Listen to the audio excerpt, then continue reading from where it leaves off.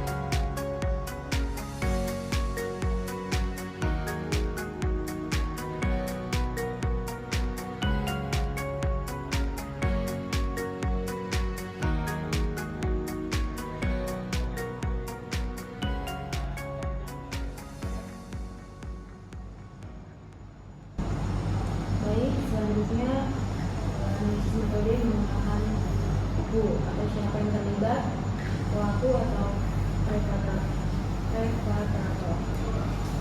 Para veritas atau hackers dari pelaku kegiatan cyber yang beroperasi di forum gelap atau dark web, korban atau fiktif, institusi pemerintah, badan pegawai negara, dan pemerintah provinsi Jawa Barat, aparatur sipil negara atau ASN, dan juga Bank Indonesia yang datanya itu tidak terkait atau stakeholder, Badan Cyber dan Sandi Negara atau BSSN, dan Kementerian Kominfo sebagai lembaga yang bertanggung jawab atas keamanan cyber nasional. Terkait literasi digital kultur, masih rendahnya budaya digital di pemerintahan, termasuk disiplin terhadap SOP digital, lemahnya pengawasan dan minimnya edukasi terhadap ASN. Kemudian akan dilakukan selanjutnya itu ada web, yaitu di mana terjadinya lokasi serangan terjadi pada infrastruktur digital dan basis data database milik instansi pemerintah Indonesia. Lokasi penjualan data hasil curian tersebut diperjualbelikan di forum peretas di dark web, sebuah bagian dari internet yang tidak terdeteksi dan sering digunakan untuk aktivitas legal. Terkait literasi digitalnya itu digital safety, kurangnya sistem deteksi dini dan mitigasi resiko. Selanjutnya digital skill, digital etis. Pemerintah sebagai pemilik data wajib mengelola data dengan prinsip transparansi dan tanggung jawab. Terus ada tantangan digitalisasi ASN. Implementasi sistem digital terlalu berfokus pada efisiensi tanpa kesiapan keamanan.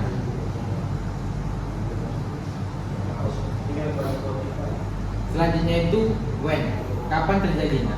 Peristiwa ini merupakan ancaman yang intensitasnya terus meningkat secara berkelanjutan. Tahun 2024, insiden peretasan data yang dikelola oleh BKN. Selanjutnya Juli 2025, dugaan kebocoran data 4,6 juta warga Jawa Barat. Keduanya terjadi saat proses digitalisasi pemerintah tengah masif dilakukan. Terkait literasi digital skill, waktu kejadian menunjukkan ASN dan pengelola data belum siap secara teknis menangani serangan. Selanjutnya, think before posting.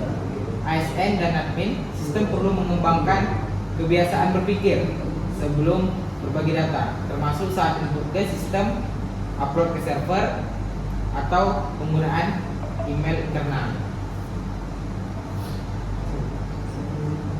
Selanjutnya akan dilanjutkan oleh rekan saya. Selanjutnya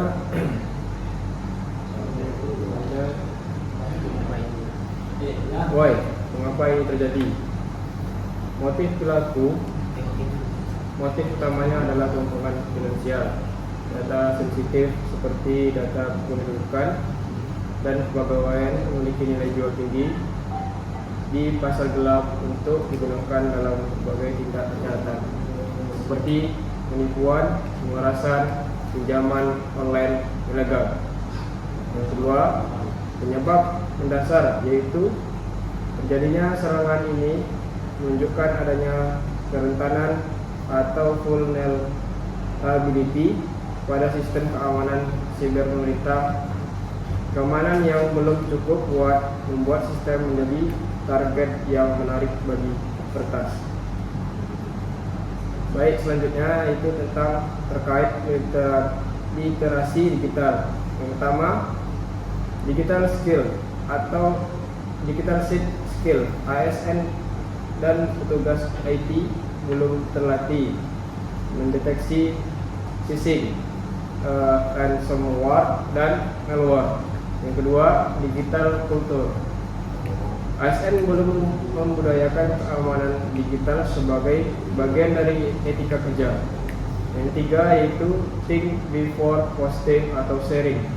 ASN atau pengguna sistem sering sembarangan mengakses, menyimpan dan membagikan data, memperhitungkan resikonya. Yang selanjutnya itu bagaimana cara terjadinya. Serangan dilakukan dengan berbagai metode yang canggih, antara lain peretasan masif, menembus pertahanan sistem secara langsung untuk menyalin atau mencuri data dalam jumlah besar. Selanjutnya itu phishing, melakukan penipuan dengan menyamar sebagai pihak terpercaya untuk mencuri kredensial atau username dan password dari pegawai ASN. Yang selanjutnya itu ransomware, mengunci atau mengenkripsi data penting milik instansi lalu meminta uang tebusan untuk membukanya kembali. Penyebaran malware, menyisipkan perangkat lunak berbahaya ke dalam sistem melalui email atau tautan untuk merusak atau mencuri data dari dalam. Kemudian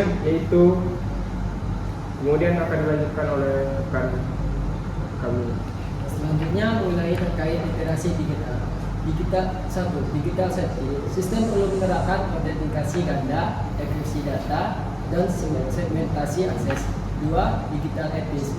Pegawai perlu menyadari dampak etis dari penyalahgunaan akses dan ketidakpedulian terhadap data yang mereka kelola.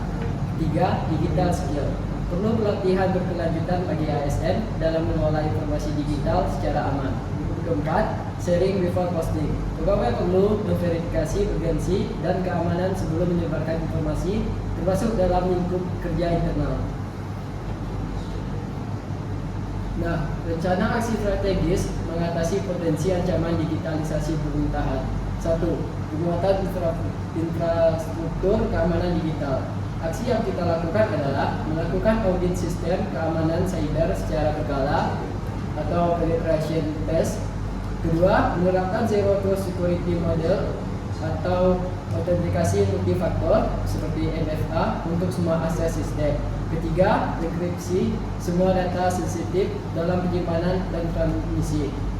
Keempat, membangun pusat operasi keamanan cyber nasional untuk pemantauan real-time terhadap ancaman digital. Lalu targetnya, instansi terkait harus terhubung ke sistem deteksi ancaman nasional dalam 1 tahun. Dan instansi memiliki minimal 1 staf keamanan IT tersertifikasi dalam 6 bulan. Penataan tata kelola data dan sistem.